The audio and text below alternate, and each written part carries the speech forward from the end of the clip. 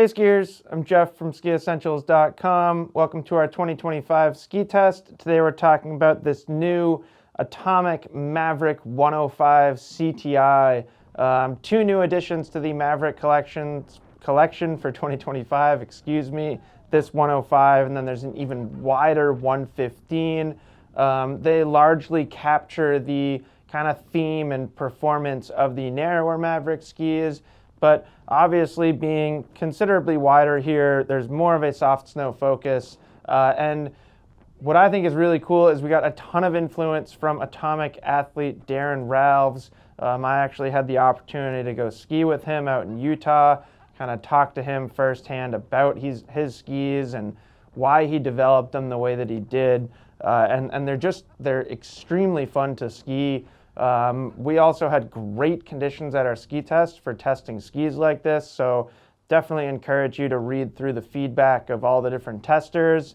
I was just doing that myself, and with only a couple exceptions, there was really, really broad appeal for this Maverick 105 CTI, which I think is really cool. So slightly different construction in these skis. Atomic is making some pretty serious efforts to be as environmentally friendly as possible with their manufacturing.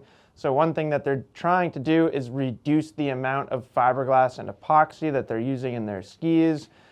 This ski has more wood than the narrower Mavericks with this new construction. It's also a denser wood, so Atomic calls it their power wood core rather than the light wood core in those narrower skis. And then we still get that Titanal laminate as well. So metal in this ski, and I think that's pretty darn important. That combined with the shape really sets these skis apart from the bent collection, which have become very, very popular skis, and really when you ski them back to back, it's pretty obvious where the differences lie and why that is. So pretty lightweight construction in these skis still. This is the 178 centimeter length. We're 105 underfoot, and we are at 1,925 grams. So to me, that is a pretty impressive accomplishment, keeping it kind of as light as they can without sacrificing performance. And then the flex pattern is kind of interesting. I guess it's not interesting in a vacuum, but compared to the narrower Maverick skis, there's a slightly more round flex pattern, a little softer in the 105 and the 115 as well, which makes sense because they're intended for more use in soft snow. And then that is also true with the shape here. So longer tip rocker up there than tail rocker, and both tip rocker and tail rocker is more substantial than we see in those narrower Maverick skis. Another thing that this ski gets that the narrower Mavericks don't have is the new Horizon Tech, which is shaped a little bit different. It's a little bit longer. It comes down the ski a little bit more. And then the wood actually extends further up through the tip than it ever did before. So a little bit more consistency in the flex pattern right in the extremity. And then you also get a little bit more of a wiggle factor, a little bit better soft snow performance out of that longer Horizon Tech. I think this ski is great. It's super fun to ski. It kind of has like two different sides of its personality.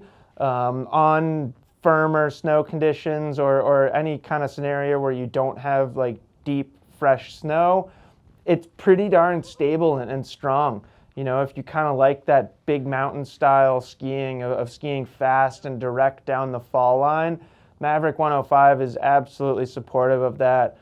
We definitely had some testers on it and skiers on it this past season who like to ski really fast, and it definitely satisfied those skiers. There are stiffer, more powerful kind of mid 100 freeride skis on the market, but I'd say the Maverick can hang kind of with the best of them, and it does it with kind of this fun alternative attitude that you can capture whenever you want to. And that is, it's playfulness. There definitely is a little kind of trickle over from skis like the Bents into this Maverick 105 CTI. I'd say particularly up here in the shovel. The day that I got to ski it out in Utah, I also skied it a decent amount here in Vermont, but that day out in Utah was deep, and I started the day on a Bent Chetler 120 and then switched to this, and you're probably thinking, and I was thinking that, like, oh no, this isn't going to be nearly as fun. And while yes, it is true that the Bent Chetler 120 has more float, I was skiing literally some like 3-foot deep fresh snow on the Maverick 105 CTI, and the tip stayed planing on top of the snow. It has this bouncy kind of fun loving feel in soft snow. So it's a really nice blend of being pretty stable and pretty powerful, but also maneuverable and fun and floaty. If you've maybe liked the idea of the bent line, but you're a directional skier, you don't want to be on a twin tip, then I think this is now giving us a really nice option for those more directional and or harder charging skiers that want that soft snow fun factor that Atomic's kind of made a name for themselves in the bent collection. You get that in the shovel of this Maverick 105 CTI, but then you get the power and stability from the rest of the ski too. So yeah, I think they did a really good job. Again, encourage you to check out the feedback from all the different people that skied it, because there were a lot of different skiers on it, and with only a couple exceptions, saw a lot of 9s, a lot of 8s, 9s, 10s for overall impression, which is always a strong indicator that we've got a really good ski here. So yeah, check it out and let us know if you have any questions about this Maverick 105 CTI, and we will see you out there on the slopes.